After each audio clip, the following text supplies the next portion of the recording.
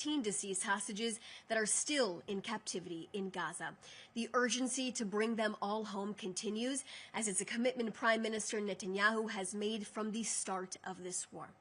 Now, since President Trump's monumental visit here in Israel, Special Envoy Steve Witkoff and Jared Kushner have also visited the Prime Minister to discuss the ongoing plan. It's a plan that came to fruition through military and diplomatic pressure on Hamas by the Prime Minister and President Trump combined. In addition to Vice President J.D. Vance, just yesterday, his visit here, Secretary of State Marco Rubio completed his visit in Israel, which was concluded by a phone call with Prime Minister Netanyahu. The two discussed the outcomes of the visit and reaffirmed the deep partnership and circle of trust between Israel and the United States. The Prime Minister thanked Secretary Rubio for his steadfast and continued support of Israel as he remained committed to strengthening the U.S. Israeli alliance during these challenging yet very optimistic days.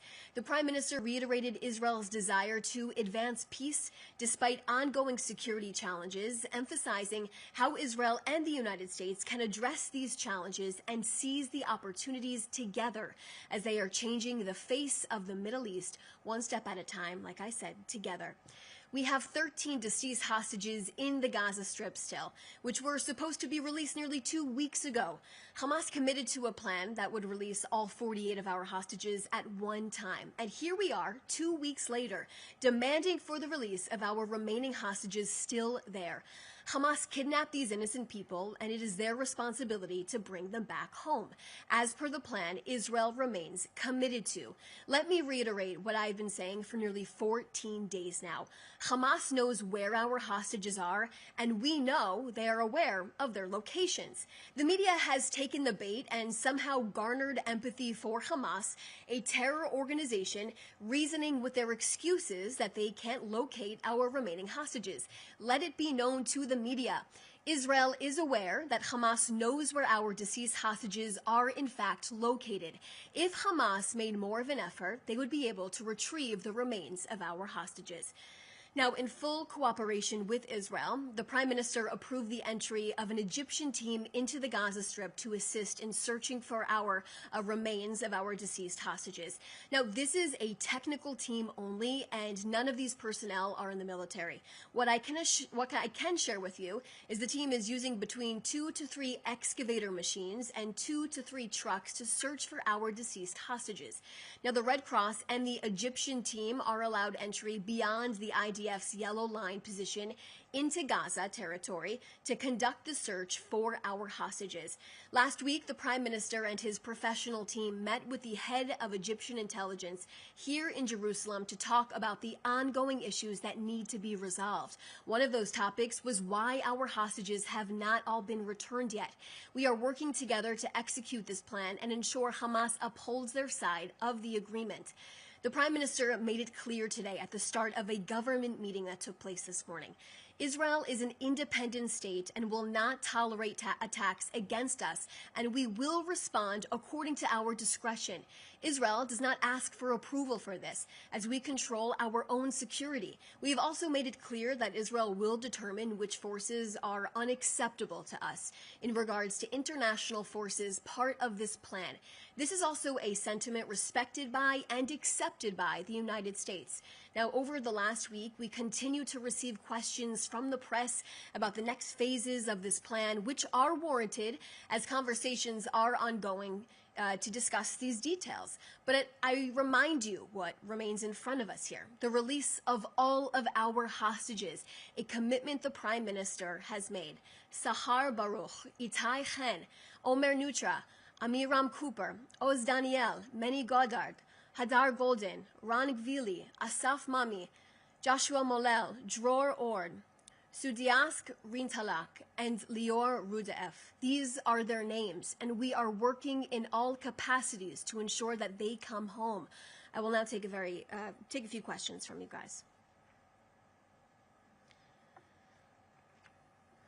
Okay, so the first question is from Joel Pollack from Breitbart News. One, is Israel prepared to patrol Gaza alone if Arab and Muslim nations do not? I'll answer that very quickly for you. The Prime Minister has said, Joel, it's going to be done the easy way or the hard way, and Israel will have overall security control of the Gaza Strip. I'll point you back to the 20-point plan, which we continue to reiterate, which Israel remains extremely committed to as we have upheld our side of the agreement. Gaza will be demilitarized and Hamas will have no part in governing the Palestinian people. You also asked a second question. Vice President Vance said he was personally insulted by the Knesset bill on annexation of Judea and Samaria. I will simply say to you, we released a statement on this, and you can refer back to that statement. Matthew Duran from ABC Australia. Mossad and the Israeli government have just published details of a senior Iranian operative they say are behind fueling anti-Semitic attacks around the world, including in Australia. Was this intelligence provided to Australian authorities prior to the Australian government expelling the Iranian ambassador to Australia over such concerns in late August? And are you concerned these operations are still being run around the world? So I'm not going to discuss any private conversations between Israeli intelligence and the Australian intelligence as well. No need for anything like that. And we know that Iran has been trying to promote anti-Semitism around the world. This is what they have been trying to do. This is exactly what the statement says, and I will refer you back to that statement for more details on that. Lazar Berman, The Times of Israel. Given Israel's long and sour experience with international peacekeeping forces, including UNIFIL in Lebanon, why is it putting any hopes in the international security force being created inside of the Gaza Strip? So in terms of any details, like I mentioned in this briefing, Lazar, the phase 2 of this, all of these details are happening, all these conversations are ongoing. So when it comes to this international security force or this stabilization force, many of you in the media continue to talk about, all of those details are still being spoken about. And that's one of the reasons why the American administration, President Trump, his team, his incredible team, Vice President Vance, in addition to Secretary of State Rubio, they have been here to work with Prime Minister Netanyahu and his team to ensure they are in full coordination together, which of course we are. The Prime Minister has said we are in the days of destiny. We are working through a moment together to get us to the points where we can put all of these phases into action.